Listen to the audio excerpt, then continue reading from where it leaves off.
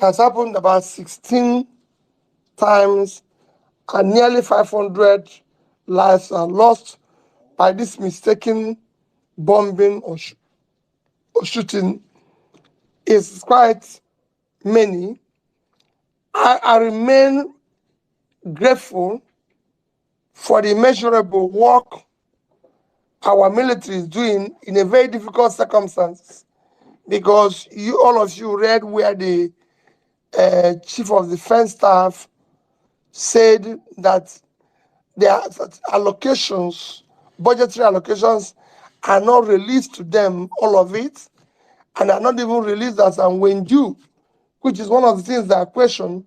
Should we be talking about issue of buying vehicles for legislators, buying vehicles for people when there's vehicles before which they can use? Because I don't think those who left office carried all the vehicles. Because like when I asked the Labour Party legislators about the vehicles they bought, they say it's for official. And I'm sure the last people bought, it was official. But when they left with the official vehicle. So are we going to be releasing money for people to go to court, or releasing money for security? These are issues that I said about prioritization of what we do as a country. So for me, yes, it's happened, and but we can't just say it's an act of God. May God forgive their sins. May God console the families that lost loved ones. May God give us the fortitude to go through it, but do more to ensure that such things are reduced, and also show that something had gone wrong.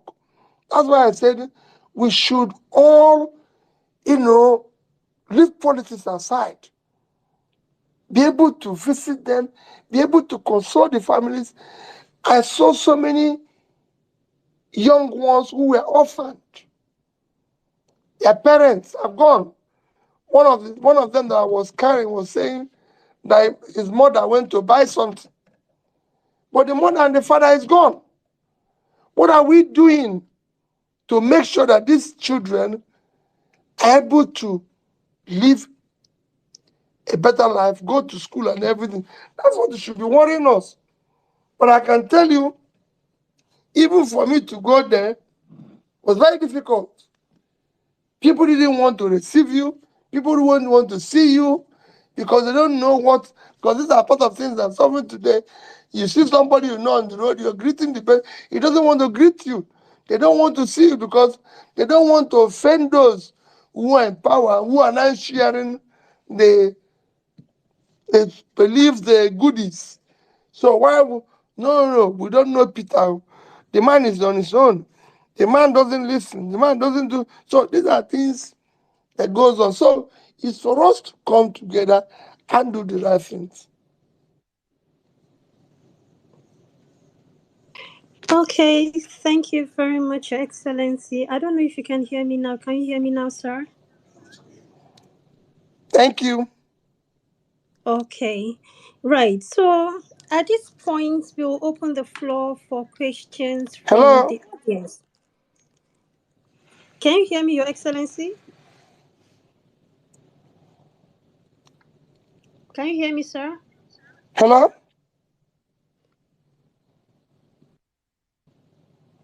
Okay, I think we're still having a bit of connectivity issues. Okay. Yeah, so maybe I'll be the translator for Miss Pearls. Miss Pearls, you can go ahead. Miss Pearls. Okay. So we can. Okay, so we're about to bring up speakers. Miss Pearls, are you able to? Yes, Gloria, Can can you you hear hear me? me? Can you hear me, Gloria?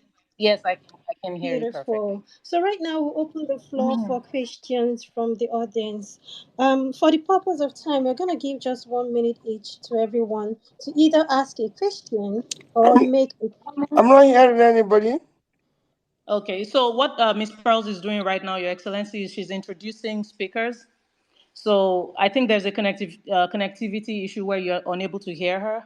But we'll get that resolved shortly, sir. But right now, what she's Okay. doing is bringing up speakers, and I'll let you know what we're doing next.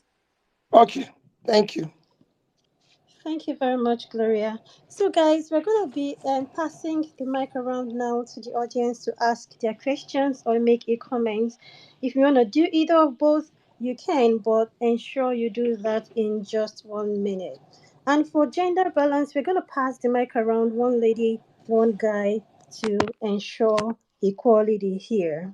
So, moving on real quick, let me start with Johnson. Hi, Johnson. How you doing? Hello, Pearl. I'm actually doing well. Please go ahead and ask your question or comment. Okay, thank you so much. And Your Excellency Peter Obi, it's good to hear from you. I think this is the second time I've actually attended this space with you. So my question is going to be real quickly because a lot of us in Nigeria watching the judiciary system, like to be very frankly, a lot of us have actually lost hope with the Nigerian judiciary. So I'm just trying to get your thoughts on how you think we can be able to reform the Nigerian judiciary in such a way whereby the presidency will not be controlling the other arm of government because they are supposed to be independent. But we can see what is actually currently going on is actually the opposite of it. So what are your thoughts on how the judiciary in Nigeria could actually be independent? Thank you.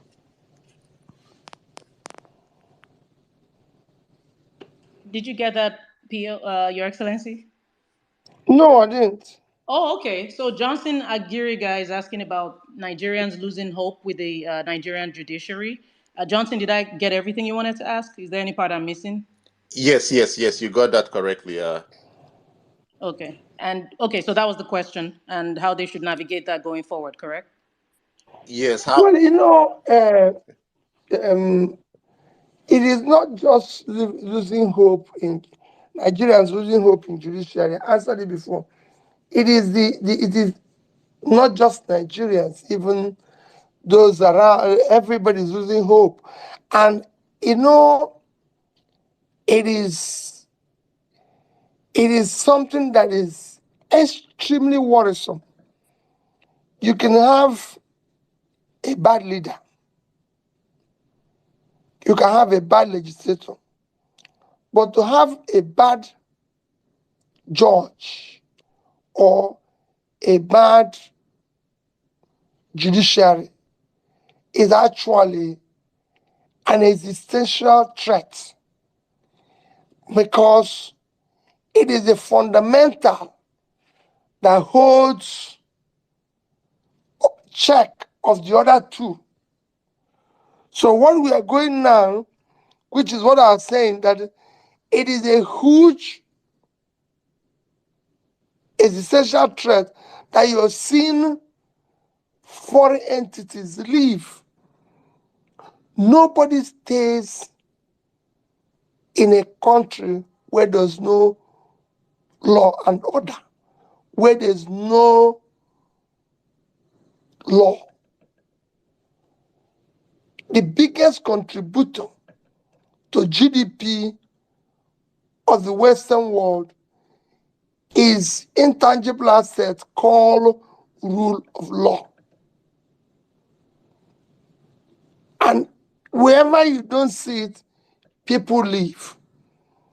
But all I'm telling people that these are the things we want to change. That is why, when we're talking about the new Nigeria, it is not a new Nigeria where you will only have move from consumption to production. That production has to come with the rules of law that will endure, that will make people to be sure that if anything goes wrong, I can go to court, I can go to the police, I can go to this, and it will be set right. But now, because of the gangsterism, everything is being turned upside down.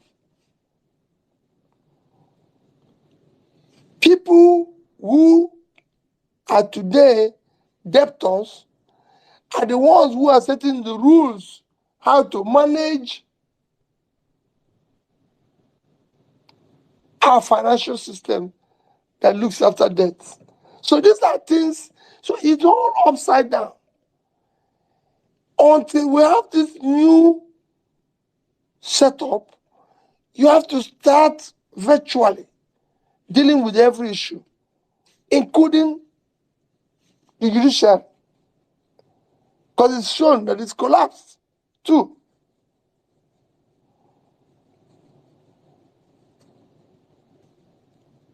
Thank Thank you you. so much. Thank you so much, Your Excellency. And we'll take another speaker now. Miss Pearls, are you with us? Yes, I'm here. Thank you, Gloria. Okay. So let's take Mhm. So. Hi, So. How you doing? I'm very well, thank you. Good evening, everyone. I'm just wondering if I'm audible. I just need to confirm that. Mr. Peter Obi, can you hear me okay? Can you guys hear me okay? Okay. Pio, can you hear Soul? No, I'm not hearing. Okay. Uh, So I'll okay, trans. I'll okay, no, interpret for you in the meantime. no problem. Thank you. I'll make it short. My question is, he has been very, very consistent with the message of a new Nigeria being possible, and majority of us who buy into that narrative would like to know how we all fit into this message and how we ought to approach this reality in order to bring it into fruition. So, from his point of view, if he can address that from a nation building point of view, the tenets of a new Nigeria being possible. That's my question for Mr. Peter Obi. Soul, I am so sorry. I hate for you to repeat yourself. Could you please help me repeat that question? Thank you. What part of it? Well, technically, just uh, if he can address the tenets of a new Nigeria is possible, because he has been very consistent with that message. Thank you so much, Your Excellency. At Soul underscore TFD is talking about your slogan, "A new Nigeria is possible." We all, it's something we love to share, and he wants to know your stand on this, that a new Nigeria is possible. Well, I still say it, in Nigeria is possible if we all work hard and we're able to again ensure that we have a change of leadership that continues to build on all the things we've been saying and preaching. It one requires one committed leader on the top. We are working with a team that believes in the same thing. It will change. And I've always tell people we've experimented it somewhere. How could the Anambra State that had its schools closed in 2000 and 2001, by 2007-8, be number one in education? So for me, we can get it right if we do the right things. But it requires a, a, a leadership that has a clear vision, that is competent, that have the capacity, the character, everything that is required to do the right things. Thank you so much, Your Excellency. Miss Pearls, who do we have next, please? Okay, thank you, Gloria. Let's move on to Tosin. Hi, Tosin. Hi, Miss Pels. Good afternoon. Hopefully, you can hear me clearly. Yes, please go ahead, Tosin. Thank you very much for allowing me. My president, His Excellency Mr. Peter Gregory Obi. Thank you Sorry, very much for all. my apologies, Tosin. Before you proceed, Hello? let's confirm if His Excellency can hear you. Hello? Okay, Your Excellency, can you hear Tosin or Miss Pearls? No. Oh, Unless, okay. do I leave and come back again? Will it make the difference? Should we try that? We just don't want to lose you, sir. Okay, let me stay on. Oh, but Okay. I mean, if you can leave, and well, let me see if Sir Dam. Sorry to put you on the spot. Should we? What would you recommend we do? Because we really want to make sure he's hearing everyone and Miss Pearls. Okay. Okay. Anyway, let me, Tosin, go ahead, and I'll just note your question.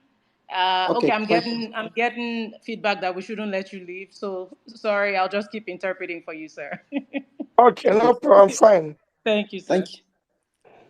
Thank you very much. So I mean, it's just to appreciate you for all that you've done. Thank you so much. But also, my question will be in the line of the new Nigeria possible.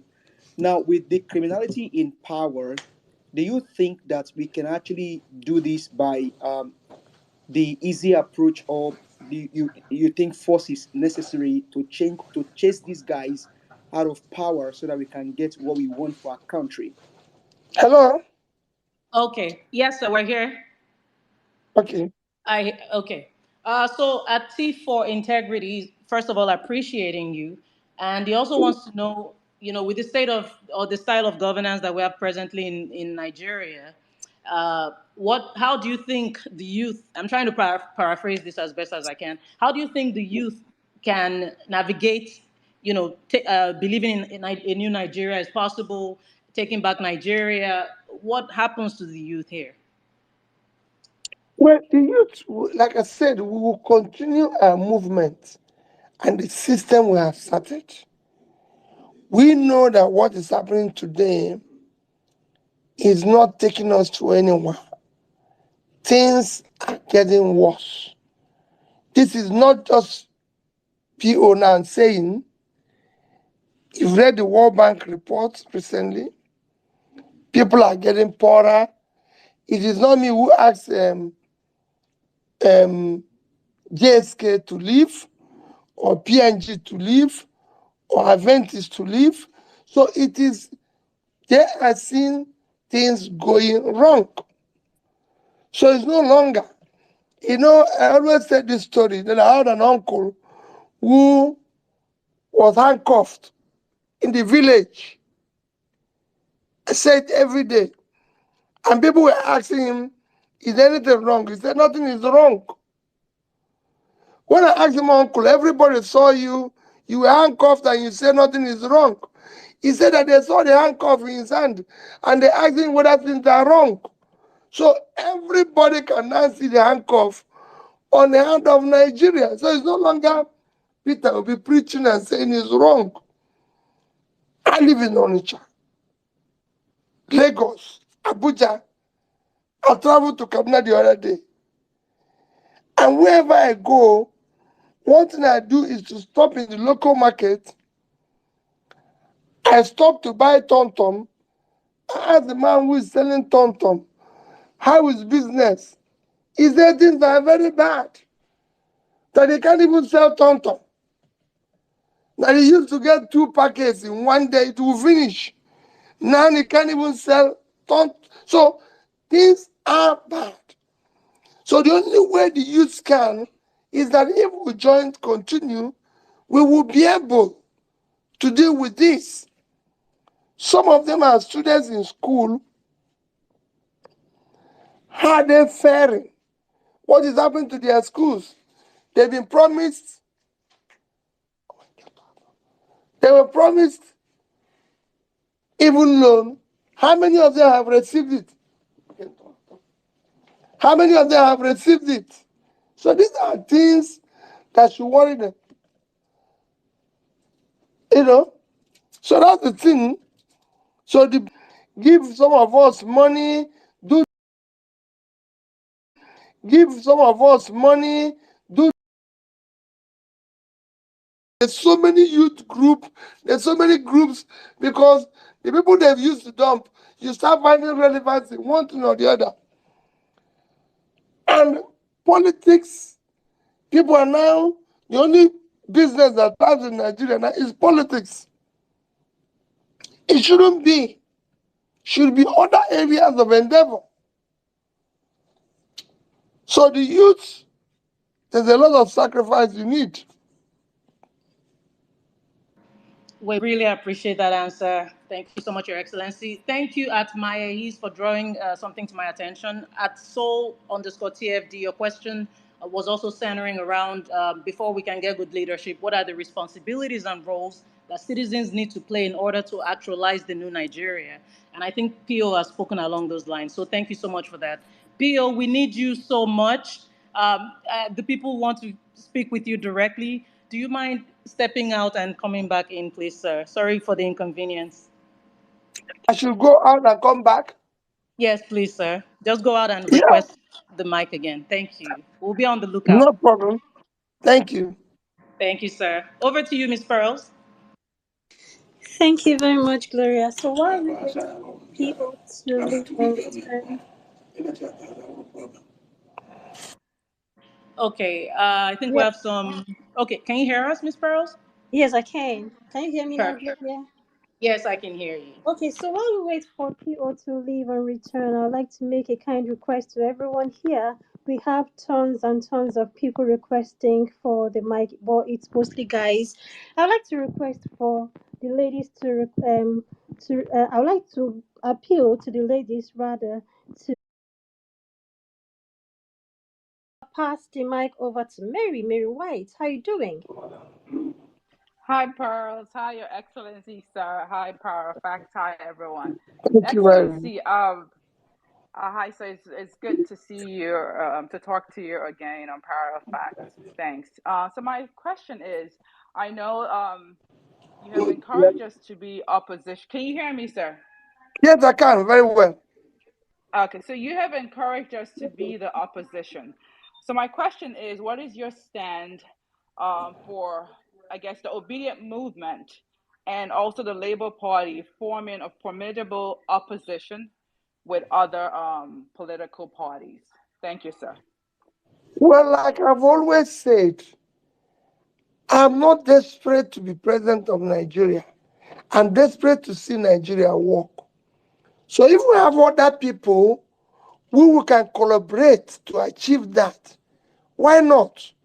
But we must be sure that they believe in what we are fighting for. It is not be a collaboration, an association that will end up in transaction. Because that's what you see in Nigeria. People say to you, let's work together, let's form this together, only to see that it's the same forming together to go and start doing the same thing that we are all fighting against. If it is genuine for us to collaborate, I think the opposition parties should come together. But they will have to come together where we are all going to sacrifice. I know what is happening to me now. I know the pressures I am in to be in, and I know this pain it is to be out, where people are saying, this thing you're doing, you're just going to put up yourself where they will destroy you. Why don't you do this? Why don't you go this? Why don't you go along? You cannot change Nigeria. Nigeria is this. Nigeria is unchangeable. Nigeria is this and everything. So if we see people who believe in the same thing we're doing, who we can all work together with, yes, I'm all for it. And I believe there will be. But until then, let us not go and do collaboration for the sake of ending up in transaction and then let the people down. I, Peter Obi, have said it. God, do not allow me to continue or do this if in the end I'm elected and the poor people in the north today who I know you can pull out of poverty, poor people in the south, people you have to put, you cannot do it. I believe I'm committed to what I want to do, and I have an idea of what I want to do. And I believe that it is what is the best interest of the country. So in that case, those who believe in the same thing, let's work together and achieve it. But let it not be the type of situation that has happened in Nigeria, where people came together, were shouting, and when they had the opportunity, they could destroy the whole thing completely.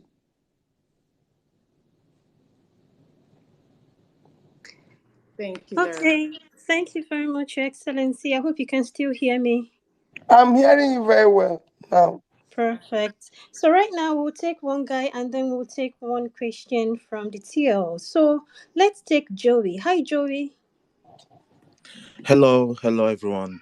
Your Excellency, happy Sunday to you, sir. My question I to you wish you the is, best. this: the country is heavily divided at this point, and we all know you're going to be the president someday. How do you plan to unite this our divided nation, sir? Thank you. Let me tell you, our country is divided by transactional politics. It's divided by transactional politics, divided by politicians who want us to remain divided for their own interest, for their own transaction. Once you move this country from consumption to production, the country will unite. It will be the same because people's hard work, talent will match up their opportunity. Then every other country in the world is divided, even United States. The reason why they're not in UK, same thing. The Scottish man, does not believe in the English. The same thing. So many other Ireland, all this. However, because it's a productive system, people's hard work and talent match up the opportunity. There's nothing to share. What we're sharing in Nigeria is finished. What is remaining is production. I have said we can make more money from the vast uncultivated land in the north that we make from oil. If you go to cultivate that land, the people in the north will have a job, they'll have a better place, the industry that left the north will come back. You go to southwest, the same thing, the industries that are here will remain. Nobody, you're not going to take the wharf away from here. There's wharf here, there's wharf in the port. If you go to China today, there's about 7 big ports. If you go to today, you said you're looking for the biggest ports in the world, you see that China controls about 4. It's in different areas of China, engaged in production. Same thing in Indonesia, any other place. When you start doing this, you find that there's little or nothing that divides us. What is dividing us today is consumption, sharing. And that's what is happening. It is because we're dancing. We're now in Titanic, where people are sinking. Those on the top are still beating their drums and dancing. Once we come to do the right thing, it will. In Anambra State, when I became governor, if you think these divisions is all over, it is all over the place. Even if you go to your family. When I became governor, this one will say it's from north, it's from south. When I started working, it disappeared. There's nothing. If you look at the youths from the north, the youths from the southwest, the youths from southeast, central, north central, they all agree. Nobody today in Nigeria buys bread cheaper. Nobody buys fuel cheaper. Nobody buys rice cheaper. JSK that left were domiciled in Southwest. Southwest people lost their job, as well as other Nigerians. PNG were domiciled in the Southwest. They left. So everybody is losing. It is not just people fight the country as quickly as possible because of private businesses, private listen, their hard work. That is what it is. One area is for agriculture, one area is doing manufacturing, one area is doing this. But when you are sharing, is when you have ethnicity, division, along religious lines, along this, but in production, everybody is united. Thank you. Okay, thank you very much, Your Excellency. Thanks for that response. So right now, go over to Gloria to take a question from the TL. Over to you, Gloria. Thank you so much. And I want to apologize to everybody. There were some technical things we were sorting behind the scenes. I am so sorry because they've been flogging me on the TL that I did not paraphrase some questions properly, and I apologize for that. It's a lot worth coordinating. But thank you for your patience. Your Excellency, I have a question here from at WizKid Tunes at WizKid Tunes is asking hashtag Peter Obi on Parallel Facts, hashtag Ask PO a question. How will you tackle tribal bigotry in Nigeria? Because it's like a thing that seems to be shifting our attention from demanding a better governance right now. What are your thoughts, Your Excellency? Well, it is for this are the thing we have started.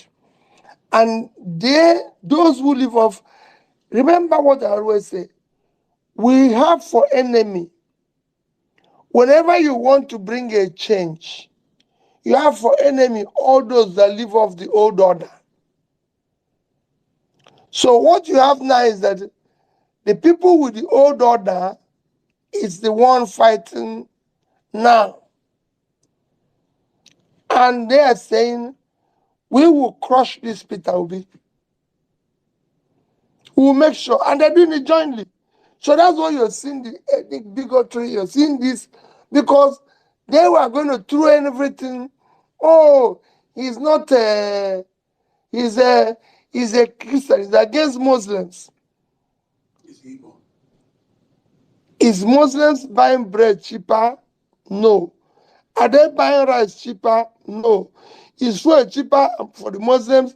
Is there any filling station that sell fuel? No.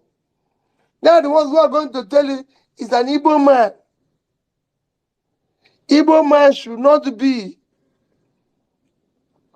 The Yorubas that are there today, are they buying bread cheaper? No. Are they buying fuel cheaper? No. Go to Lagos today, go to Ibadan. If you see any filling station that is selling fuel cheaper, let me know. If you see anyone saying, so until people realize that this is not about Ademi, it's not about Ibrahim, it's not about Obi, it is about a country called Nigeria. The biggest Muslim democracy or country in terms of constitution is Indonesia. It's doing well. The tiny ones like Dubai and everything, they're all doing well. Saudi Arabia is doing well. Iran had just published a few days ago something countries that can come into Iran without visa. Countries in Africa like Ghana and everything is there. Nigeria is not there. Yet there are more Muslims in Nigeria than the countries they published. They didn't say, oh, well, listen, we have more Muslims. They didn't publish Nigeria, giant of Africa. Countries in Africa are now telling us we can't come to them without visa. So we have a problem we need to solve. And this problem does not. There's no place you go now and say, I'm a Nigerian Yoruba, they give you visa. Or you fly cheaper. Nobody goes and say, I'm a Nigerian Northerner. When Buhari was coming, they were saying the same thing. Oh, this is he has come and gone. What changed in the north? Same thing is what we are going to have now. So this is the style of the old order to keep being there. And we must overcome it. We must deal with it. I urge all of us to be tolerant and understand each other. I have worked with every area of this country. I've been to everywhere in this country. The old order is crippling us by infusing this. There's so many Yorubas today that are married to Igbos. There's so many Igbos that are married to Yorubas. The same thing in the north, in the middle belt. I know a lot of people today, not that are married to Igbos and everything, but they continue to tell you. I know a lot of Muslims who are these, even prominent people, prominent families now, where the man is a Muslim, the wife is a Christian, and people have had all sorts of things. Yet, they keep telling you because it serves their purpose. So then they tell you that Peter Obi is imposing religious war. Peter Obi is doing this. Peter Obi is doing that. When there was bomb in Kaduna, he affected mainly Muslims. Peter Obi had gone there. Those who are shouting Muslim didn't go there. They didn't go. But they will be the first to shout and tell you it's about Muslim. When I was campaigning, I went to everywhere. One of the things I observed when I went there and everything, talking to other people, is that you have people who are not. It was not Peter Obi who put in or Christianity that caused the criminality in the north. It was not Christianity that made them the people who are supposed to be educated not. No. And I have said I will start the turnaround from the north because I know what the problem is. Because I know what happens in Kanu. I know what happens in this. So what they are doing is to continue to use this fear. That is what I want us to overcome. That's why I said to you, they will do everything. If they can't get out, they will deal with Peter Obi. Peter Obi might not be there for them. But I'm ready for anything. Anything they want to do. And I'm sure that if we get together, when they take Peter Obi away, other people will continue from where I stopped. That is what is important to me. Okay, thank you very much, Your Excellency. Before we proceed, I would like to make it clear that this is not an obedient space, neither is it a Labour Party space. It's for everyone, APC, Thank PDP, you. our political And people. fantastic. Yes, sir. So please feel free to request for the mic, regardless of whichever political party you belong to. Request for the mic and come up here and ask His Excellency questions. I'm sure he'll be very glad to hear from people from other parties. So let's proceed now by passing the mic over to Joyce. Hi, Joyce. Hello, everyone. My name's Joyce Onyemua. I'm a broadcaster with Nigeria Info FM Lagos, and my questions first would be the concern of insecurity, such a large problem in Nigeria. It's been consistent and has been persistent. I would like to know what you would do differently, and if you can tell us what, in your opinion, is the reason why the problem of insecurity has remained unchanged. The other question, which is hardly a question, but regardless, it's about the spirit in town, the pulse of the people. As a broadcaster, I tend to both interact and hear people give me what is their latent fears. People have become despondent, and that causes them to despair. I feel it's because they do not see something or someone reminding them of the courage and the will to pursue this vision for a new Nigeria.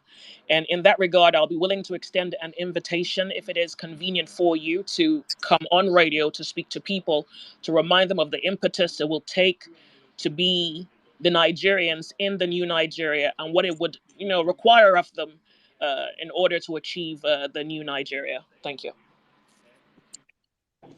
Thank you very much, and thank you for your invitation. And I assure you, somewhere along the line, we will talk about the invitation, and I'll be part of it. Maybe not immediately, but definitely will be as we go along. On what you talked about insecurity, there's no way you will not have insecurity. We're going through now. In any other nation, my sister, you can have 50% of your population living in poverty. You can have almost 60% youth unemployment with all the energy were in their productive age, and you will have insecurity. It has happened in countries and countries over the world. When people talk about agitation now, that is all over the place, I said to them, go and study Brazil, Mexico, Bolivia, some of the Asian countries. These things were there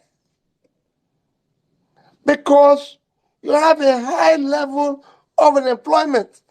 I was talking to a prominent Briton the other day, and I said to him, if you have 15-20% unemployment in the UK, nobody will come out of his house. Very simple. That's why nations work hard to ensure that their people remain employed, because they know it causes problem, like issue of criminality, disorderliness. So what you need to do, and that is what Nigeria is facing, is happening in countries like Brazil, Mexico, and all countries around there. The more you put people out of poverty, the more you reduce criminality. There's a time every Mexican wants to move over to America. Today, Mexicans in America are going back to Mexico. So you could see. So it was Brazil and everywhere. Same thing in Asia. Indians are going back to India to make money. Indians become authority here today. Indians have become this. So it's Vietnam.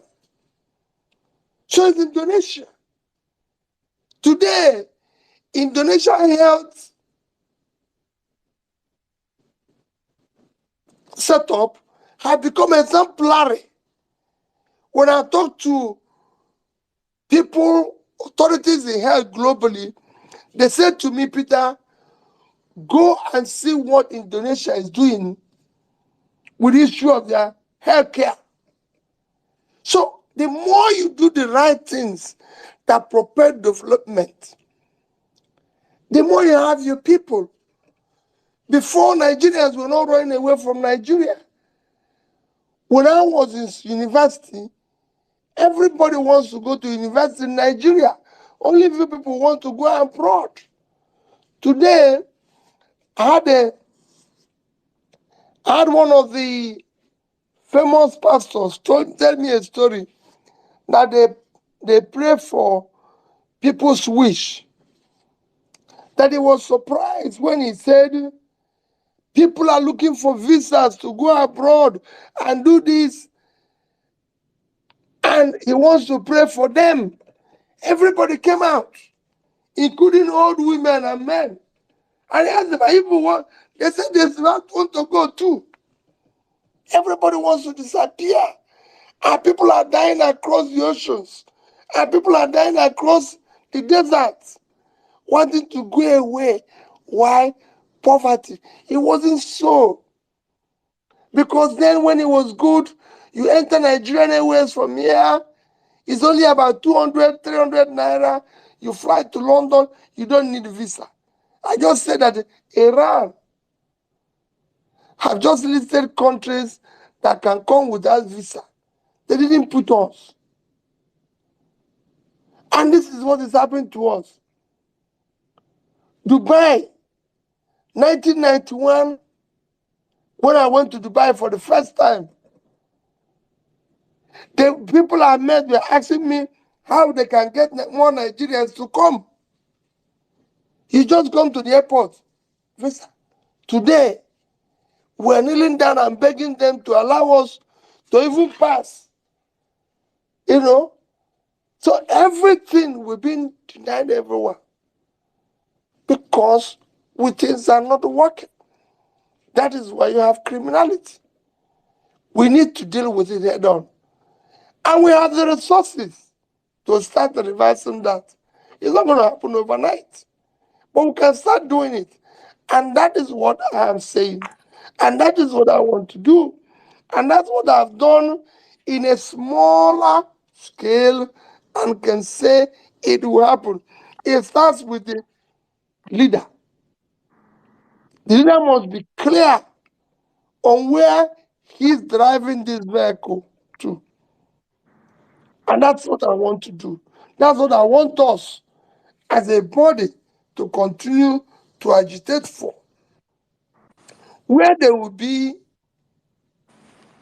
respect for rule of law, where the executive, legislative, and judiciary will be men and people who want to sacrifice for this country.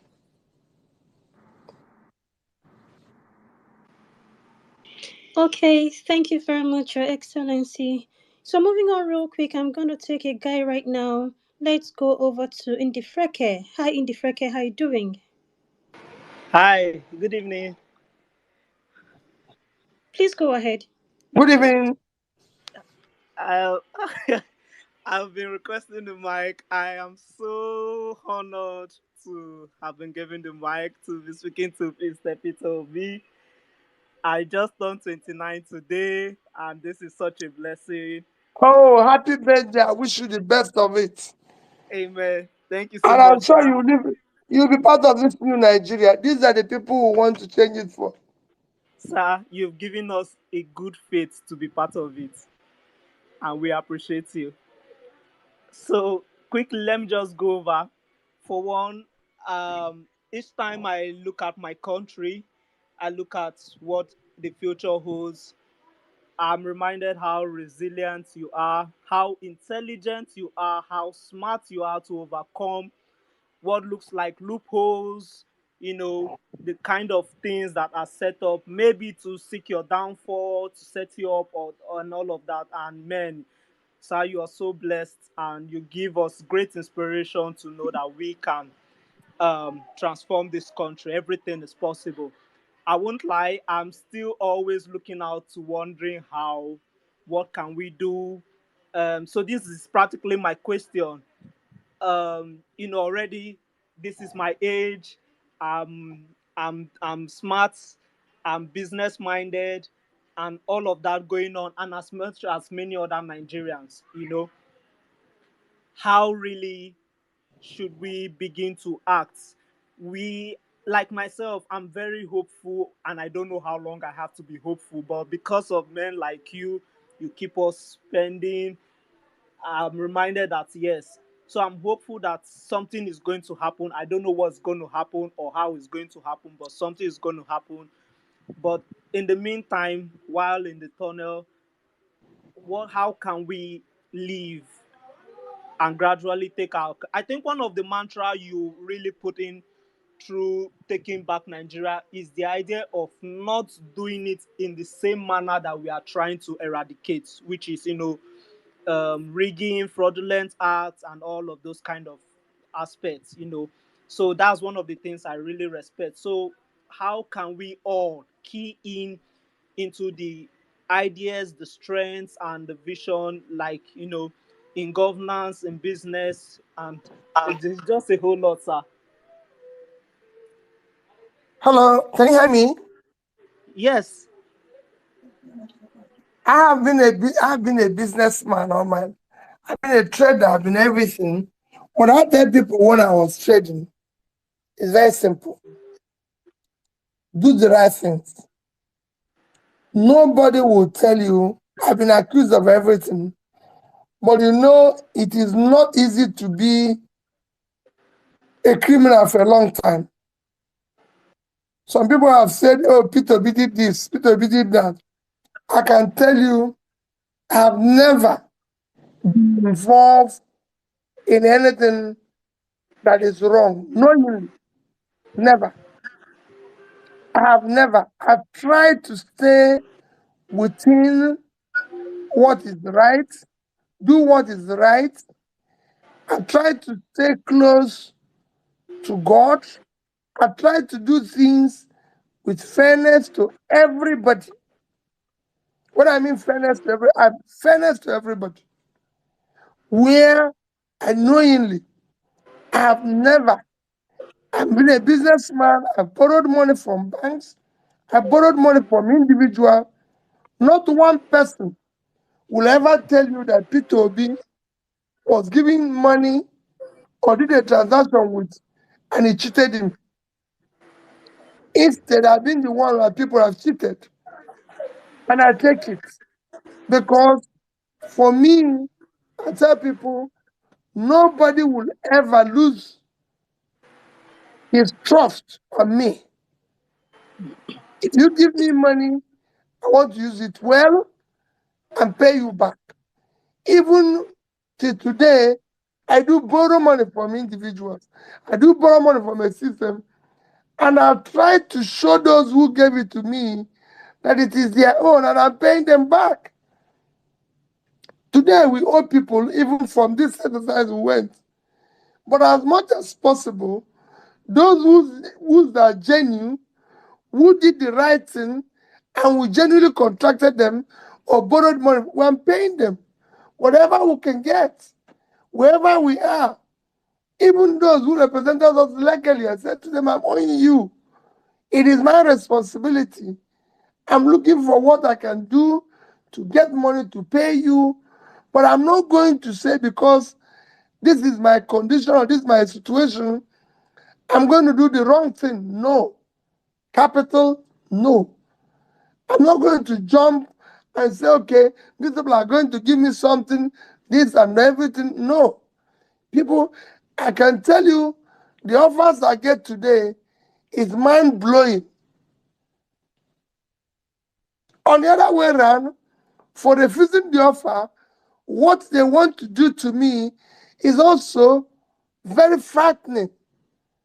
But I'm ready to go through anything. And like I keep telling people say, oh, Peter, you put your life on the side. If I die at 60 something, I didn't die a young person. Some people died in their 20s, 30s, and everything. And by the mercy of God, I have kids who are now graduates and doing their own thing. So if I go, fair enough. As long as I don't deviate from this, what I set up the day I decided to get involved in government. I'm happy that my experiment in public life, nobody will say, oh, he was involved or took any failed bank money. My involvement in government at the lower level, it didn't happen. And at this particular level I'm seeking today, what I want is God to use me and all of you to change this country. So sacrifice. Sacrifice. That's what I can tell you. Do the right thing always in your own small way. But once again, happy birthday. May God Almighty that has been with you all this while continue to bless you always. Thank you, Your Excellency, and happy birthday in the Freke. So, real quick, let's go over to $1 Million Girl. Yeah, thank you very much. Good evening, Your Excellency. It's good to Good have you evening. here. Good evening. So you've answered a lot of questions, and I figured we've not even checked on you, sir. So I would like to ask, permit me to ask, how have you been since the Supreme Court judgment? Because I wake up every morning angry and very sad, knowing what happened and knowing that more or less they got away with it. Have you recovered psychologically, Well, financially? that's what they want to achieve. They want to make you sad. I'm not sad. I just believe that the struggle continues. You know, yes, we've lost money, we've lost time. But let me tell you, the biggest part of our loss is money. But that is the least thing any human being can worry when you lose. We all came here with nothing. We're going to go with nothing. The only thing we're going to go is the impact we made in the society. Because that's the only thing that will be meaningful. It doesn't matter how long we are or how long we live. I was in a conference the other day and somebody said, oh, the government that made impact, those who are making impact in Rwanda, in Singapore, is because they stayed a long time. They were there. I said, no. Don't say that. How long you stay is not important. You can be there for a very short time and make impact. And I gave them an example of those who didn't stay long.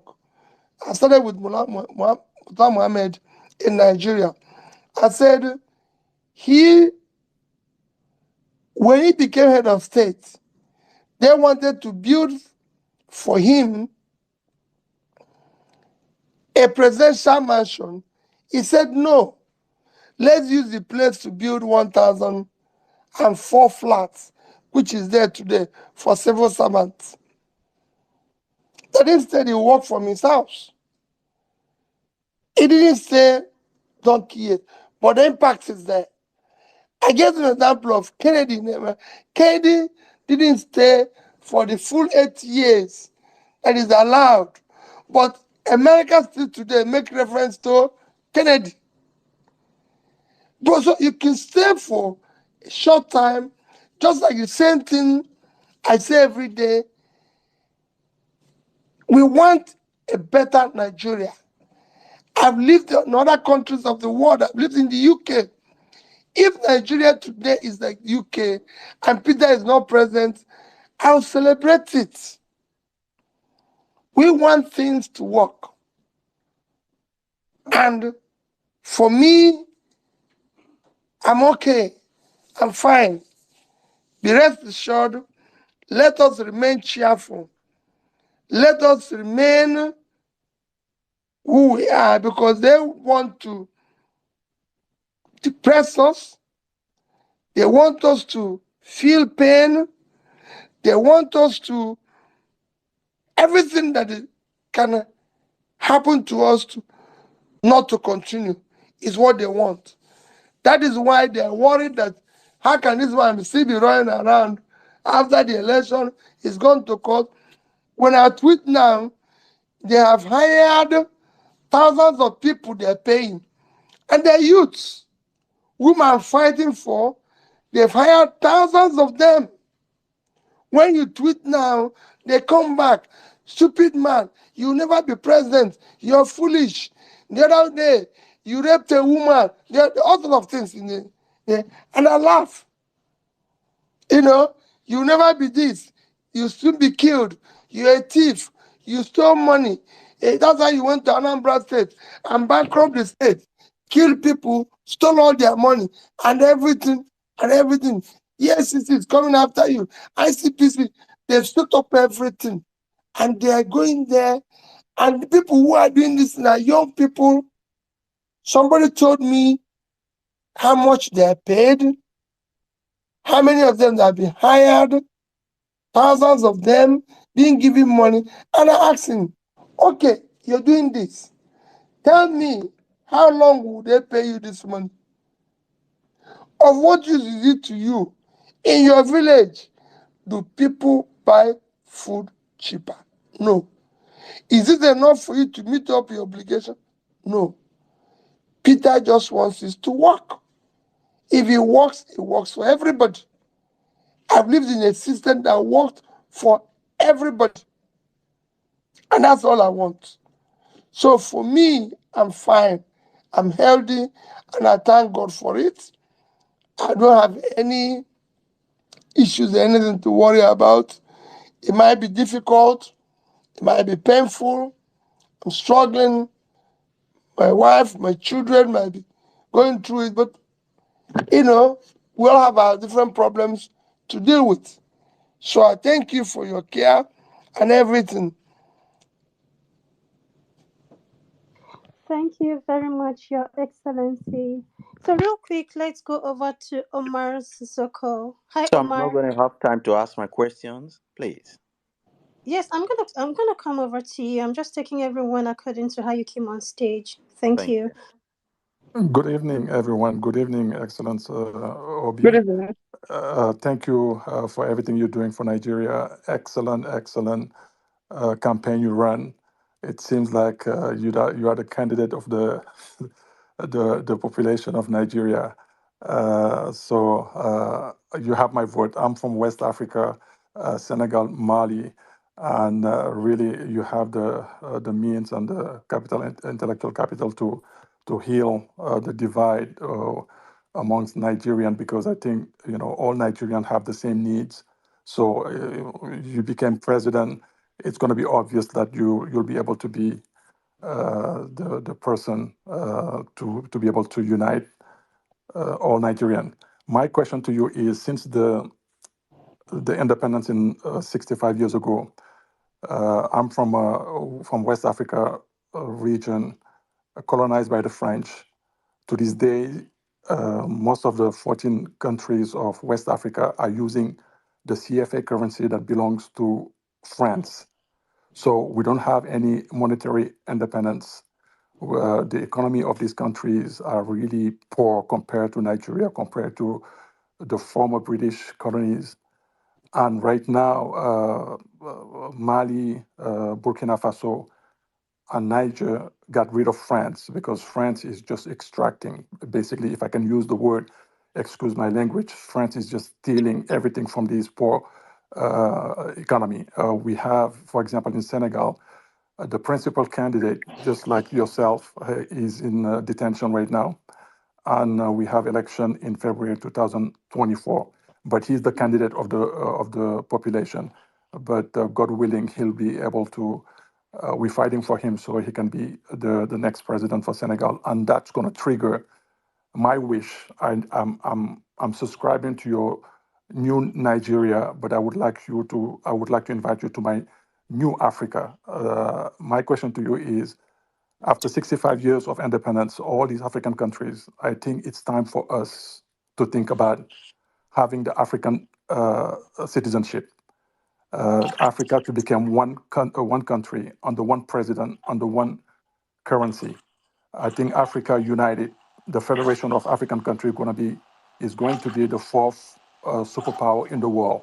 And I believe that the reason we have all these problems, economic problem in all these countries in Africa, is because we are not united. We don't think about one country, one president, under one monetary policy. If we have one currency in the entire continent of Africa, we can solve all our problem because we don't need to go to the IMF and the World Bank or go to the European Union borrowing dollars and euro and the Chinese. We can develop our own country. So my question to you is, how do you feel about the future of Africa being a federation under one president, one country, and one currency? Thank you so much for your Well, let me tell time. you, if you listen to my lecture in the Commonwealth just about 3 weeks ago, I was emphatic on it. While it will take a while of time for us to become a united country, Africa have no reason to be poor, because the only continent of the world that today you can say there's a future for development and creating that enormous is Africa. And Africa is so blessed. Today, Africa have the highest concentration of minerals, the so-called natural things, Africa. All the things you're looking for, the biggest deposit, the country with the highest amount of what they can call natural assets today is Congo. Natural resources, Congo is sitting on 24 trillion worth of natural assets. They have no reason to be poor. So is Nigeria. We have from oil to other minerals to everything. We have no reason to be poor. From South Africa to all over the place, we have what it takes. Africa have of the world's 60% all cultivated land today is in Africa. So Africa can become a food basket and power to the world. There's so much thing. Africa have a youthful population. While the other people are aging and everything, in Africa, we have a youthful population that is in their productive age. But because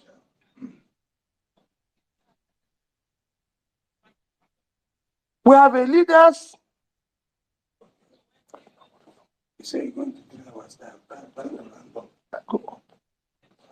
but they have leaders who don't want that. Because those people you're calling are using those leaders. It will shock you. I was campaigning to be president of Nigeria. I'm going to tell my story around my book one. People are inviting you, oh, we want to see you in different capitals of the world. And you go there, people say to you, we're going to put in this amount of money in your campaign, but this is going to happen, that is going to happen.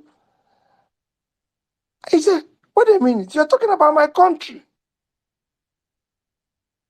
You can't do that. Why are we going to be going to United Nations to complain or beg about what God has given to us? Our seas, our waters, our oceans are being occupied, and all the resources there are going to foreigners. Why are we not going to United Nations to complain about foreigners in our territory? Our natural resources are being mined by. So the things we need to do, and I can tell you, it will happen. We will start by making sure that people are the ones in charge, running our affairs.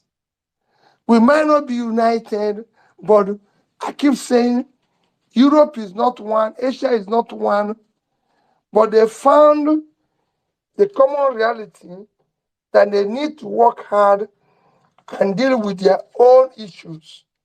And that is where we will start. We must come together as a country. We must be able to have peer review mechanism to be able to say to the African leaders, OAU, everything must work as a family. We must be able to look at an African leader and say, you're wrong. You shouldn't treat your people like this. We're Africans. We should be able to say, have leaders who will not be there forever. Should be able to have laws within Africa that shows, I've said in Nigeria, for example, and I continue to maintain it, we should have a 5-year tenure where you do not have to come back, because re-election have cost us a fortune. So 5 years, you go, and we rotate it all through our 6 geopolitical zones to be able to manage the problems within us and focus on voting the right people. People say to me, oh, no, I said, Give me 5 years. I will show the direction that nobody can reverse. Because when people see that it's going well, if you want to reverse it, they will deal with you. In Anambra today, nobody can reverse what we did in education. Our education is thriving. Our health is thriving. If you go, when I started, there was no single school of nursing sciences. Today, we have about 8, and they're doing well. More and more are bringing up. In fact, other people are trying to now, I've seen 2 now coming up.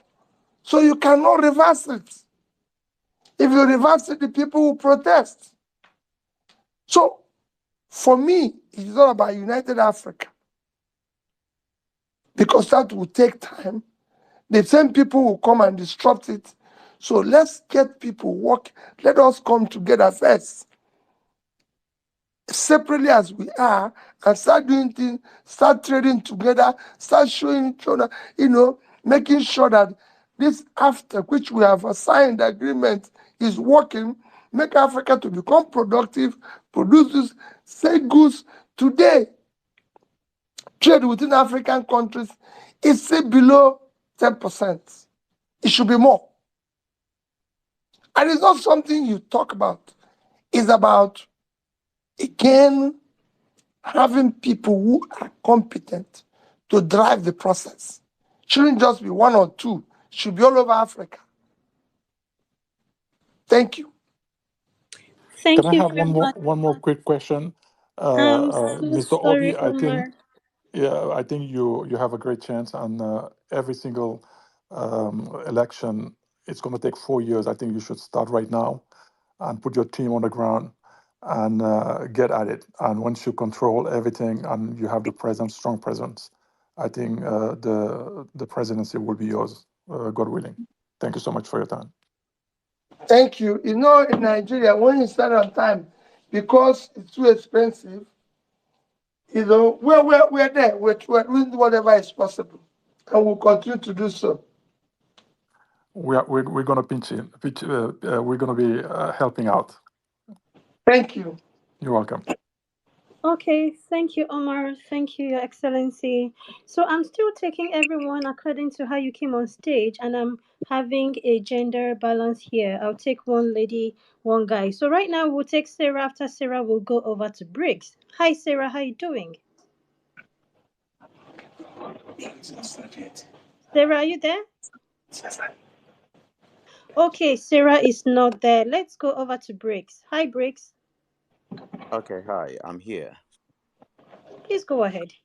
Good evening, everyone. Thank you for the opportunity. Okay, so Your Excellency PO, Nigeria can always have one president at a time.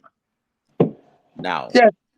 everyone who's vying for this position means well for the country.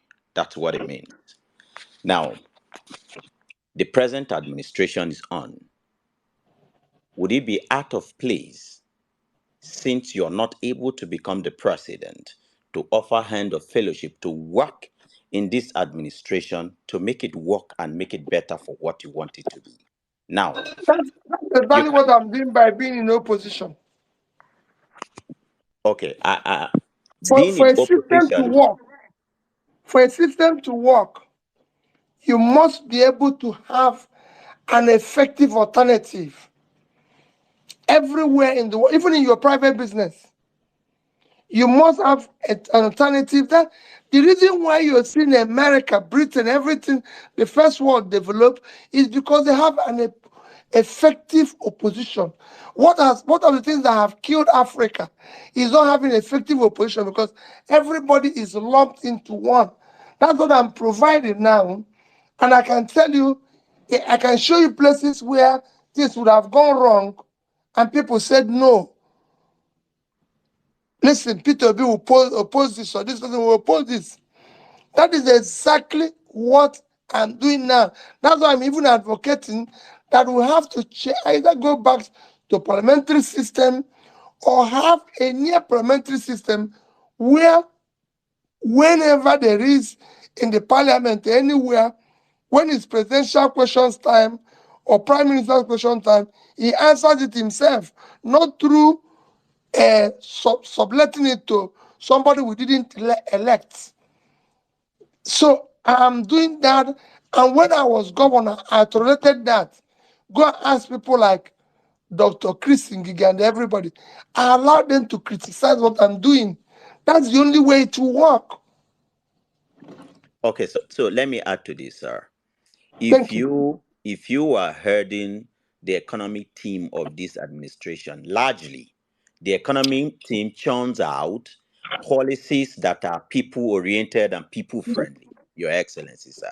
If someone with like you with your knowledge heads the economic team, trust me, whatever you want to do for Nigeria will be in place and it will be passed. So why not be in the ruling party and leaving the opposition now that it does No, not no, work? no, no, no. It would be wrong. It would destroy the system. Because let me tell you, let me tell you, a leader, what I'm saying now might look easy, but every leader has his own purpose and his own time. The people today, I'm not saying they don't have the best of ideas. Yes, they have a lot of professors, they're wonderful people, but I will not drive this vehicle called Nigeria the same way. When I talk about things I talk about, cutting costs and everything, my brother has been governor. It wasn't easy for a lot of my colleagues to do what I'm doing. I've also been, if you don't know, it's not just being governor. I've also been bank chairman in this country where I was the only bank chairman who was not living in their land. I lived in a place called Festac. And I come to meeting and I remember the bank telling me you have to do this and everything. So people think I started this if you go to the bank where I was chairman, Fidelity, go there, I turned down, said my pigeon will bring me here and I'll do this job and go. I did not borrow 1 naira from them for 1 day. I said, I am not here. We're here to manage people's money. So we have different lifestyles. What I'm doing now is what I want to do for the country to be good. And it is better where I'm offering it. And I've said it alternatively. When they do things, that's what makes a system work.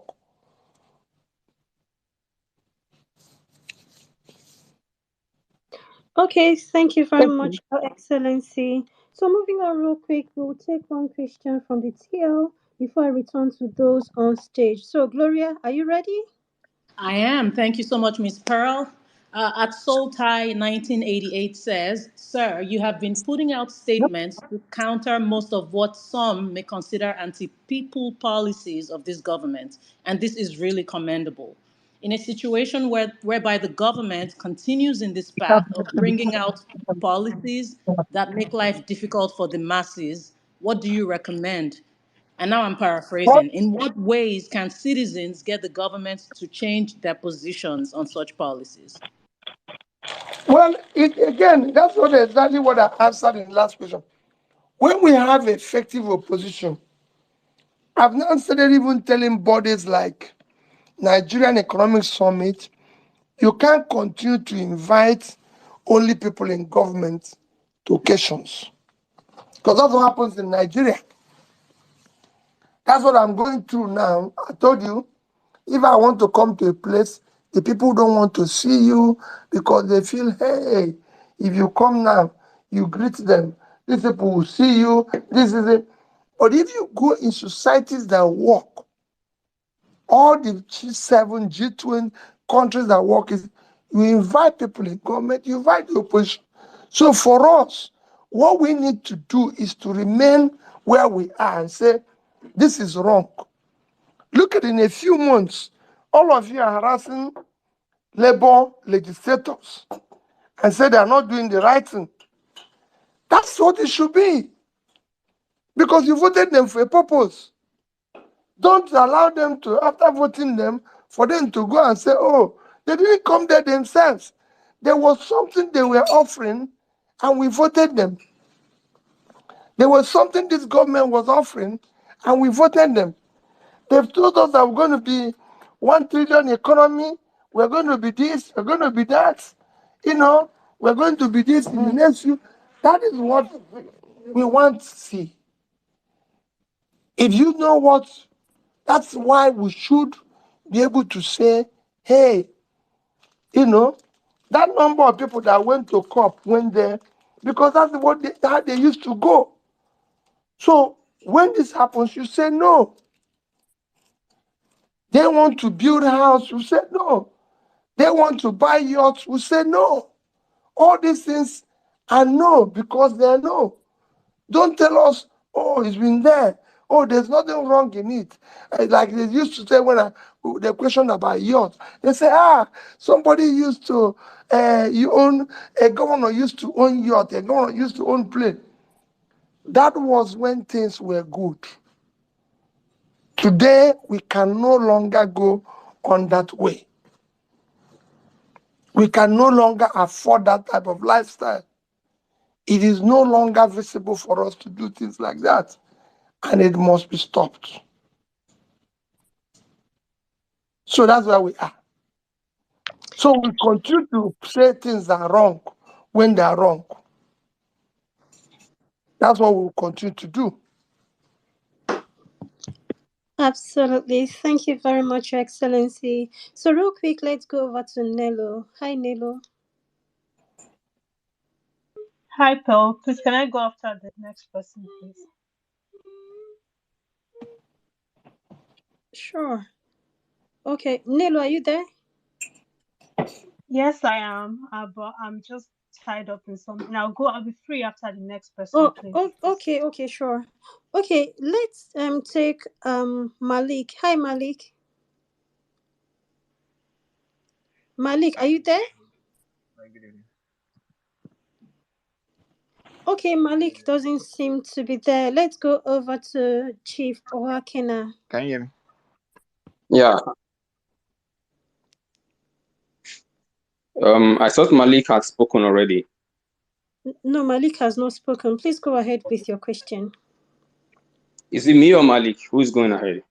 Chief Owakena, please go ahead. Okay. Thank you. Yeah, good evening from my end first. Good evening, Mr. President. I call you Mr. President because I know we won the election and the criminals stole it from us. Mr. President, from what we have seen in the past year, we have seen that our ballot revolution will not do it. We have also seen that the courts will not do it for us. They are compromised. We saw the blatant whatever they did at the Supreme Court. And we have seen subsequently how the criminals in government today, I will use the word criminals because we all in this room know the truth. The whole world knows the truth. How they have continued to blatantly put their people, their cronies in power, from INEC to police to whatever arms of government. Mr. President, you and I know, and everybody knows, that going to the ballot again will not do it for us. Take Imo, take Kogi, take Bayelsa as examples. Take Kano as example. Take Port Harcourt as example. Those states where I'm from is coming up very soon. The same thing will happen. Mr. President, I will differ with everybody in this room and ask you a simple question. Please, when are we going to hit the streets? Because if the tables were turned, Tinubu and his gang would have turned off Nigeria by today. We played by the rule, voted massively, went to the court massively, and we did everything. And they still denied us what was right. Mr. President, there is no constitution today in Nigeria. So when are we going to hit the streets? That is the language they will understand. If you say you don't want people to be killed, They dropped a bomb in Kaduna few weeks ago. You visited them. They killed innocent people over there. Across the country, people are being kidnapped daily. Coppers going to Zamfara are still in captive for over 4 months, if I'm not mistaken. People Yes. can't feed across Nigeria, Mr. President. When are we going to hit the street? That is what they will understand, because we won the election. And as I round up, Mr. President, you made a statement that people from abroad were calling you, trying to cut deals with you on how to govern Nigeria. We know they don't want I'm so Nigeria sorry to interject, Chief to. Owaken. When If you are don't we mind, can hitting? you please go Thank you. straight to your The question? question is, when are we hitting the street? Thank you, Mr. President. Okay. Thank you very much. I know how you feel. I know the pain you feel. But let me tell you what I've always said. We are preaching the right things. We will not do it wrongly. I've always said that those who want to answer excellency must come through the excellent way. It will take time. It will look as if it's going to be tonight. But I will tell you, it won't be too far. We are going to do it the right way, and we're going to get there. We're going to do it the right way, and it's going to get there. The people will be with us. They will come to an end one day, because there are things I cannot tell. They're coming to an end because hunger, everything, because they can't do it. We're not going to. I have said to people, if you hit the streets, it will be worse. It will be worse for those you're trying to protect, because they are the ones who live in armored houses with armored cars, which I and you don't have. They live a sophisticated life. They are now using billions to refurbish themselves and everything. I said it before that coppers who genuinely want to serve Nigeria are now in captivity, and people are celebrating. People are celebrating, and nobody cares. They didn't mention them in their celebration. I didn't see their celebration mention, oh, these my people who are in captivity. I didn't see them show prayers or mention those who died in Kaduna in their speeches. So, please, let's not allow more to die. Yes, it might be language they will understand, but after more people have been killed and kidnapped and lots of excuse given, my pleading with you is that let us try to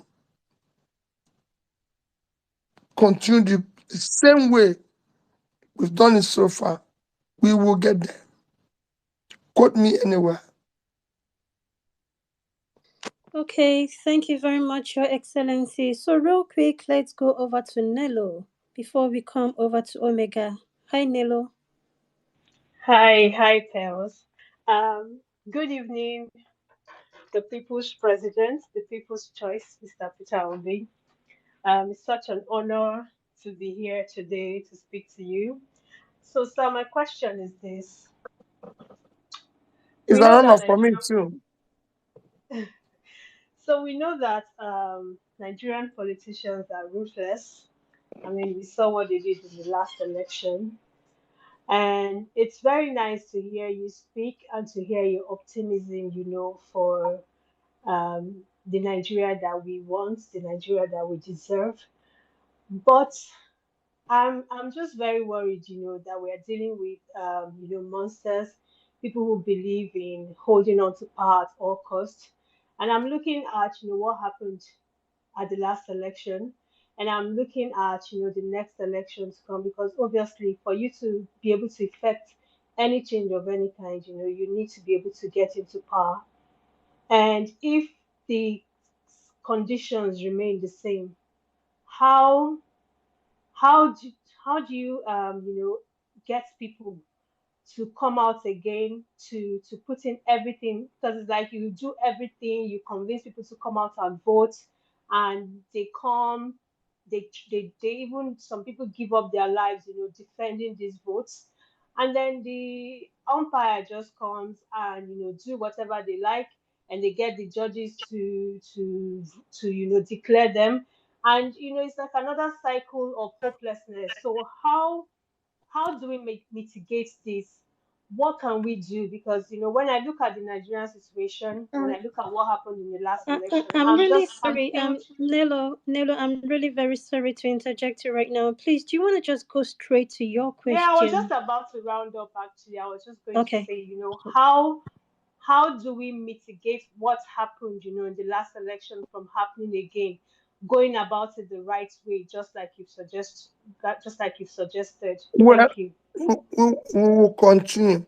If you look at what we were able to do in 1 year, uh, it wouldn't have been possible if not for our remaining together and resilient.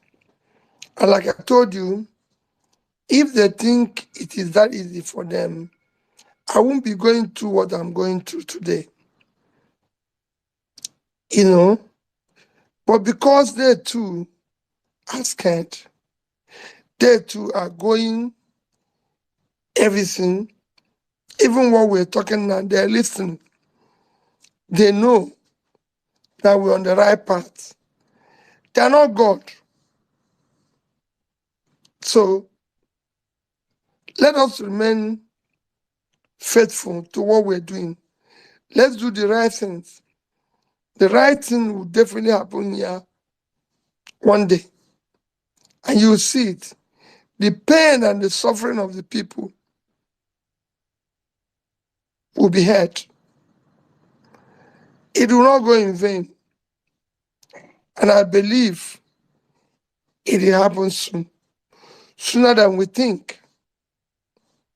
We have people, difficult governments all over the world.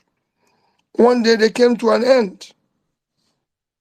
Things that people thought it was impossible happened.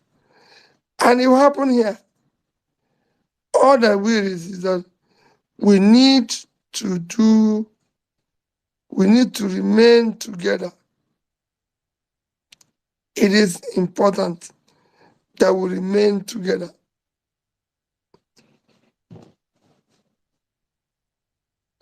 Thank you, Your Excellency. So, real quick, let's go over now to Omega. Okay, good evening. Am I audible enough? Yes, you are. Go ahead. Okay, okay. Good evening, His Excellency, Peter Obi. Okay, so my question is, knowing how fraudulent this administration came into power, do you think they're gonna be a credible election in Nigeria? Do you think if a party wins an election, that this current administration is gonna hand over power to them, knowing how fraudulent and how evil they are? Do you think it's possible for another party to win an election and take it? That But victory. remember, That's my question. remember what I said before. Let's continue where we are. They will one day. They will not be there forever. They can't live forever. They are human beings. They too will even die one day. So they are not going to be there forever. When this is happening, it looks as if they are going to remember. They are not going to be here forever. They are human beings.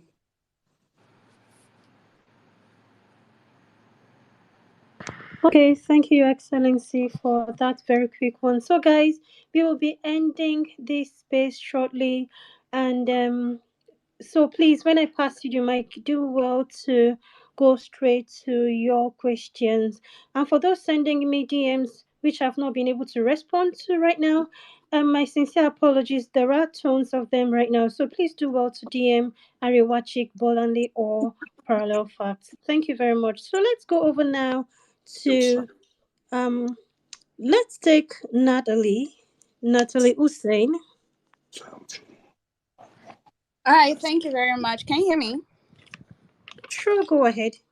All right. Good evening, everyone. Good evening, sir. Thank you for having Yes, us. I'm listening. Oh, all right. So my question, you've answered a big part of my question already, from the questions the previous speakers just asked. But however, I'm going to ask it because in a way is a bit different. So my question goes like this: considering the fact that most of the government institutions, which they have pointed out, have been compromised, I want to know, how do you advise we approach? So it's more about the approach now. How do you advise we approach the next elections? What do you think we need to do differently? And secondly, it looks like we're preparing for the next run. And I want you to please address the fact that many people are really disillusioned. We had people traveling. I remember for the first time, I did everything I could to get my voter's card and even had to stay in a hotel just to vote. And things turned out the way they turned out. And a lot of people are disillusioned. Can you please address the facts? Can you please just say something to those who are going through all those emotions, and how you think we should still stay mentally prepared, because this is obviously not a sprint, it's a marathon. But when people are disillusioned, when their mental state is just not right, how do they come out to vote for the next elections? How do they even have the hope or the belief? Some people don't even know where to start from. And when you talk about, okay, not next elections, they don't even want to hear it. So how do you think we should approach this? Thank you very much. I've said it from the beginning and I say it again. Remain strong and committed to this. What you're saying now is what they want to achieve. They want people to be disillusioned. They want people to not care again. They want to divide us.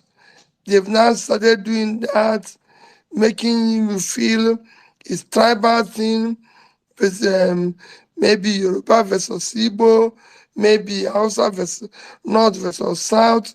These are the things they will do. But I'm pleading with you, do not listen to them. The question you ask yourself, I, who is from Southwest, am I buying bread cheaper? Am I doing anything?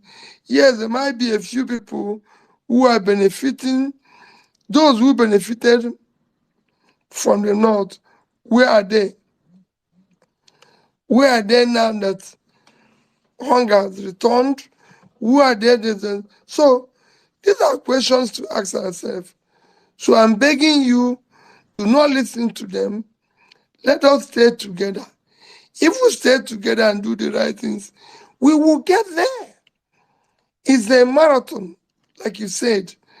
And in a marathon, there's a time you feel like giving up. There's a time like you walk out of it. And that's what they want to achieve. They want to achieve that. So we will not give it to them. We will stay on. And I assure you, they will. If I keep, like I repeated several times, if I tell any of you a bit of what I go through on a daily basis, you said no, give up, let them take everything. But because I've seen it before, because for me, what else to live for? If this is what we should go through and things will work, I'm prepared for it. So when they're doing it, it's like, okay, we're on in it, we will continue to be in it, whatever happens. So I'm begging everybody, let's stay on. Don't feel anything. What we achieved in 1 year, so that if we work hard with all they're trying to do, they've given us also a promise, they're sharing everything. Let's stay together. All we want is a better Nigeria where everybody will start feeling proud of being part of that country. States that are countries that are denying us opportunity today. Dubai, for example, didn't say this type of people can come. The other people, it is Nigeria that they are saying they don't want us again. Iran that denied visa didn't say some Nigerians will come, some will not be. It is Nigeria. Everybody that is dealing with us now is dealing with us as a Nigerian. Like I said, JSK didn't say we will not leave Nigeria because we're in Southwest and the Southwesterner is now in charge. They left because they didn't see hope in Nigeria. Because about Nigeria. It's not about who is there and who is not there. PNG, all their facilities is in Southwest. They left. They didn't say, oh, let's wait. They didn't leave because a Southeasterner and a Northerner. They didn't even leave when Buhari was in charge to say, okay, since it's the Northerner that is there. So, and the same thing is what is happening everywhere. Same thing is what is happening everywhere. Nobody is saying, oh, because this person is in charge or this person is there, let's stay. No, they are all going because they no longer see hope in your place. That's why they are going. And we must all come together to reverse that. If you stay on, those who are disillusioned will turn around. It will be difficult. But if we all not stay on, it will come to a time those who are pushing us will know that we can stay together and work together. And I'm urging all of us, please, for we have no other country except this one. Let us stay together, no matter the differences we have, no matter a different background, ethnicity, religion, these are things they're using to confuse us. Everywhere, most religions stay together. You have seen me say it in campaigns. The Catholic church in Dubai was built by Emir of Dubai. He's a Muslim.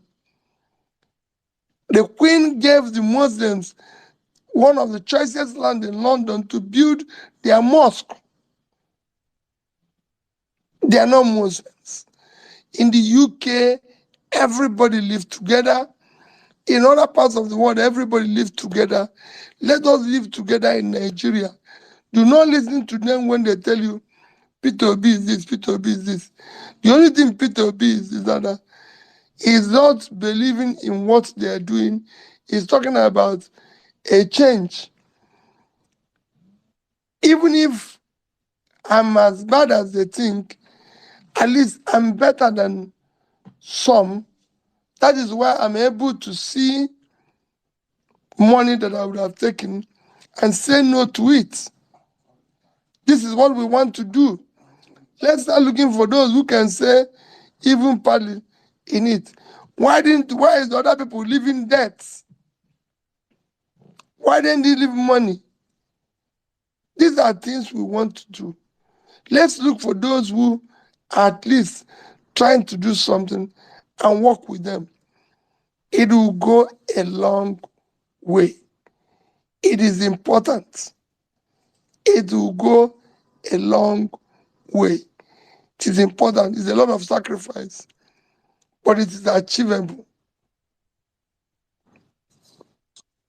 Okay, thank you very much, Your Excellency. Let's have Odo Akaji. Hello, Miss Pels. Can you hear me? Loud and clear. Please go ahead. Oh, fantastic. Good evening, Mr. Obi. Good evening. I'm calling from Abia State. So thank you for supporting Alex to ascend the leadership of my state. We feel the difference. My question is, how do you feel that your party were not able to stop these people from swearing in into INEC positions, well-known card-carrying members of the APC, which is against the norm and against the law? Thank you. Well, for me, just people can still be there and will affect the change.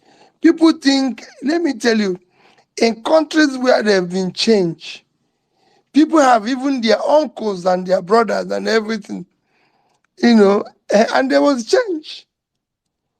It's happened in countries where they have their uncles, their parents, their children, everywhere, and change happened. So all those people that are swearing in, when there will be change, they will be there, and they will not do anything for them. It is when we allow it that they will get away with whatever they will get away with. When we all come together one day, they will not be able to do it. There will be a day INEC officer will not risk announcing the wrong result. He will not risk it because he knows the implication. It will happen. There will be a time no judge will risk giving any type of reckless judgment. It will happen if only we remain together and do the right things. Thank you for acknowledging what is happening in Abia. If you go now, you see people who are saying Peter Obi doesn't criticize Alex for financial recklessness. He's criticizing other people, and I laugh.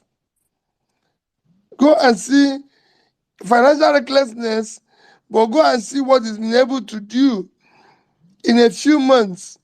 He's been in charge. What are we asking people to do? Just do some work, So people have not done anything, and they're telling you, oh, go and see what is happening in Abia. What has been happening in Abia? What has happened? This man came in with the same government that we're all quarreling with now.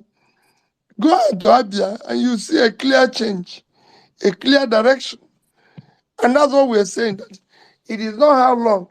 You can start from day one, doing the right things from day one. And it started it from day one. Everybody can see it. So thank you for acknowledging that. I assure you that's what we want to do with the entire country. Okay, Yes. thank you very much, Your Excellency. Let's go over to Call Me Wealth. Call Me Wealth, are you there? Okay, Call Me Wealth is not Yeah, there. Let's I'm go over here. to. Okay, please, real Yeah, quick, I'm your here. question or submission. Yeah, good evening, His Excellency. Thank you for always coming up to us. Thank you for giving us the voice. Thank you. Thank you for giving us the voice. Thank you for being the hope for the hopeless like us. One of the reasons why I stood my ground waiting for you is for me to have this kind of one-on-one conversation with you. I really want to appreciate you. Yeah, the question I want Thank to you. ask you is this, sir.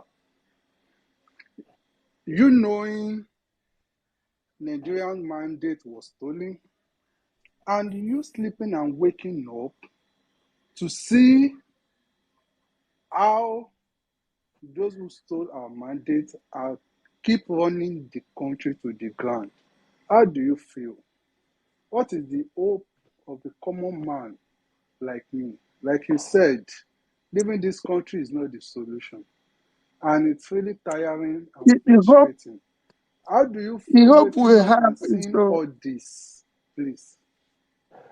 the hope we have is to continue to resist them, to continue to say no to all this. The hope we have is to continue saying no. I've said it repeatedly here that what I'm going through is enough for anybody to say, no, I cannot go through this again. But I'm going through it. You know, I'm at a point where, like I've repeated it several times here, I'm at a point where you wake up one day and I'll not be there. But we must resist it. We must. We must resist it. If we don't, it will consume not just us, but future generation. We must now continue to say no, even if we are remaining just few of us, which is what they want to do now. If I tell you that the amount of money being shared today has never been shared politically in this country, what they are sharing today. And they are sharing it because they want us to run away. They are sharing it because they know they've impoverished the people. So those people who are impoverished are now busy collecting their own money in a manner where they're going to use it to show, oh, these people. So for me, no problem. I can assure you, I am there, committed to it, and everything. So do not give up. We'll be there. And if anything goes wrong, please continue. I tell people this. If you hear that anything goes wrong with me, do not join them. They will come with intimidation, they will come with fear, they will come with everything. But that will not bring change. What will bring change is that we will remain together. They will remain together. It's not that when they jail this man or kill this man, everybody runs away. I'm not going to run away. I'm in it, and I'll remain in it. Thank you. Thank you very much, Your Excellency.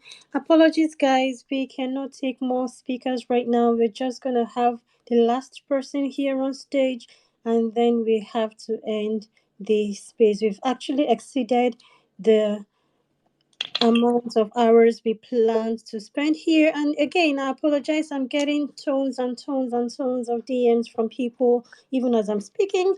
I really apologize. I won't be able to respond right now till after the space. So over to you, Ibrahim.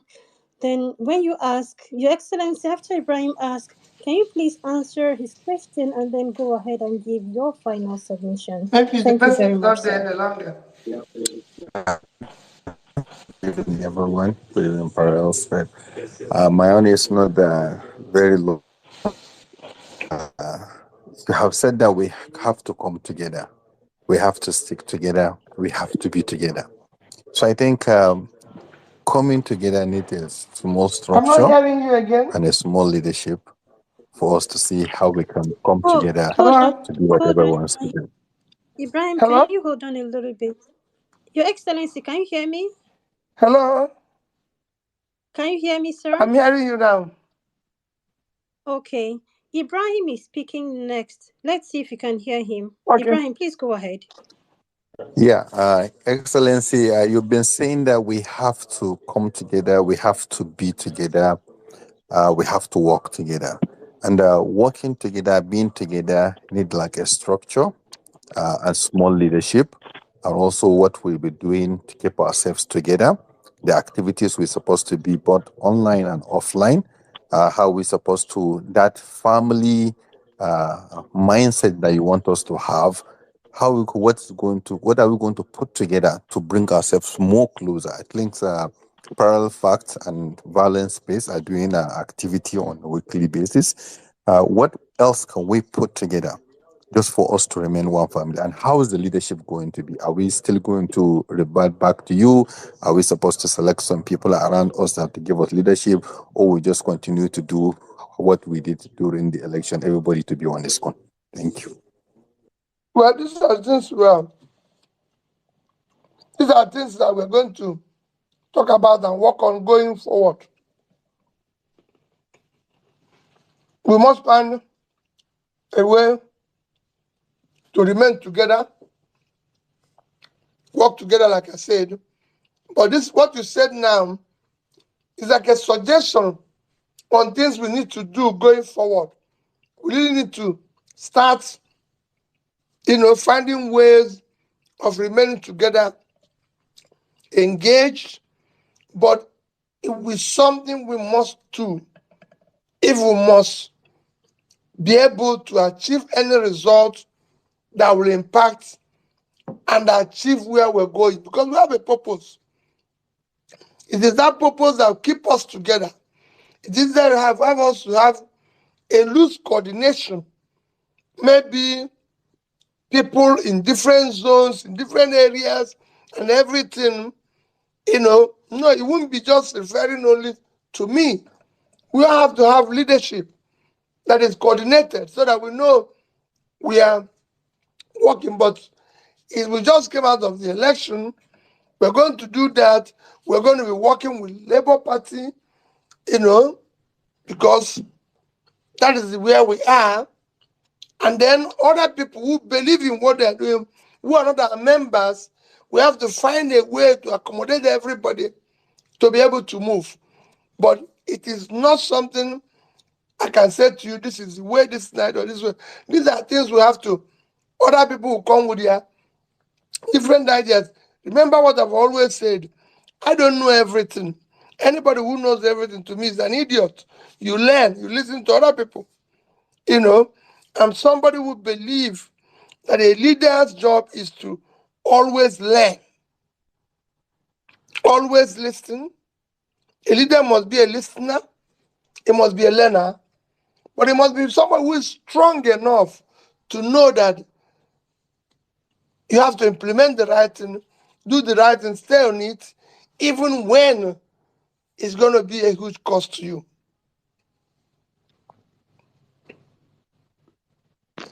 Okay, thank you very much, Your Excellency. Would that count as your final submission, or you still want to give a final submission, sir? Well, let me again appeal, kneeling down to say, please do not give up. Our country is going through a very difficult time. People are suffering. It is not easy for any country to go where over 50% of your population is living under poverty. Over almost three-quarters of your population is living under multi-dimensional poverty. Over 20 million of your population are students out of school. You have almost 40% youth unemployment. It is not easy. And we can't go on like this. We have no other country except this one. I'm begging all of you, do not give up on the country. Yes, people might find way to go out, but even if you go out, do not switch off on Nigeria. Remember that your people are here. We're here. We don't want to give up. Let us work as a family. Even if some of us are not there tomorrow, do not give up on Nigeria. It is the only country we have, and we can remain united. Nigeria has all it takes to be a great country. From the north to the west, to the east, to the center, God has blessed this country. All we need is to stay together and work together. I wish all of you all the best as we come to the end of the year, and wish us a great new year next year. I'm sure We'll be talking as often as possible. For the organizers of this, the ladies, you've been wonderful. You know, I don't like when I say it, men don't like it. My success as a bank, as a governor came when the women were in charge, because they pushed very hard. So I thank you people for hosting this. And I assure you, I promise before it's going to be every 2 months. It didn't happen, but next year we must do it at least every quarter. At least. It might not be every 2 months, but every quarter. And I'm going to stay engaged through Twitter, through everything. And you can always come across to me through so many people and ask questions when you need. If you're looking for me, there's so many ways you can reach me. Please, and I'll be available. Thank you, and have a wonderful night, evening, day, depending on where you're staying. God bless you. Bless your families always. Thank you very much, Your Excellency, for that very wonderful final submission.